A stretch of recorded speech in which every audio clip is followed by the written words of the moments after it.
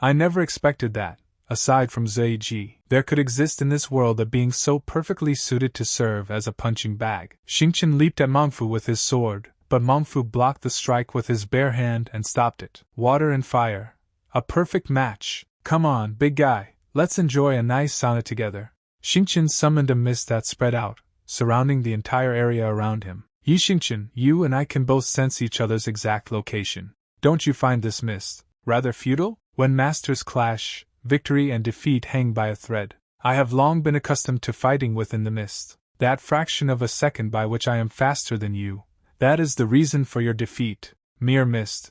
Disperse. This mist is born from the fusion of my spiritual energy and the spirit of my blade. Unless I choose to dispel it myself, no one can scatter it. Farewell.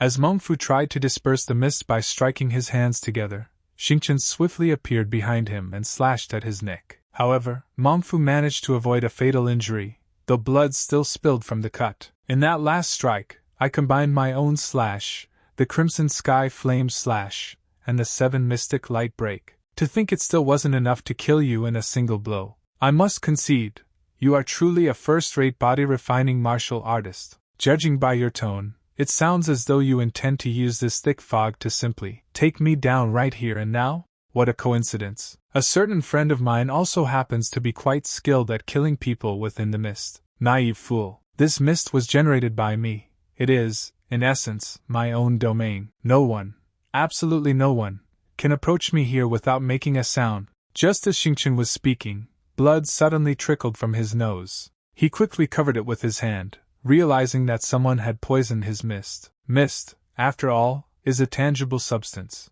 But my poison is formless and invisible. Yi Xingqian, this is the serpent entwining vine, a poison passed down by my sect's founder, the 100-faced medical saint. Once infected, the victim first begins to bleed from all 7 orifices.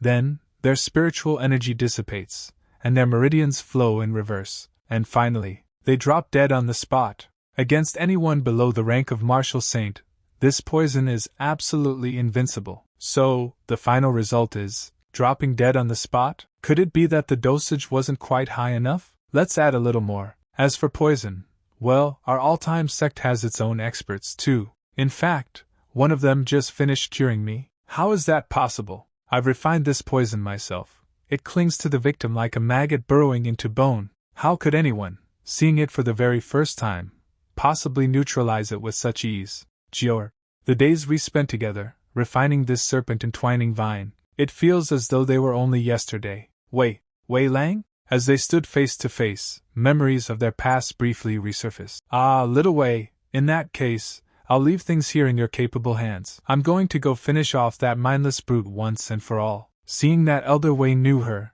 Xingqian left her to him and turned to face Mengfu again. But just as he took a step, he suddenly heard the sound of a blade piercing flesh. He turned back to see that Elder Wei had been stabbed. Wei Lang, although seeing you again brings me joy from the very depths of my heart, but I cannot simply stand by and watch my comrades fall before my eyes, one by one. So I have no choice but to set you aside for now. The poison on this blade isn't lethal.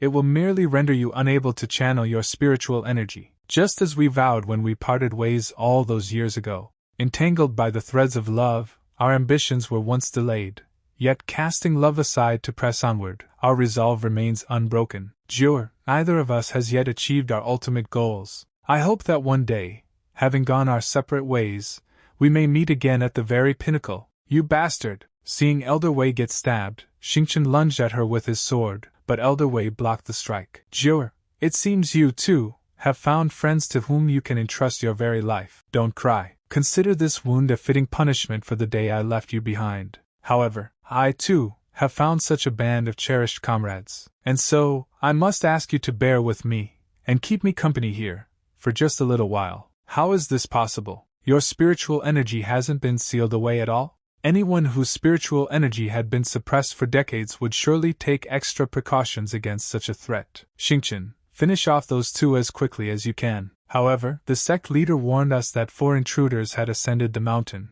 None of the disciples have spotted a 4th person yet. We must be doubly vigilant.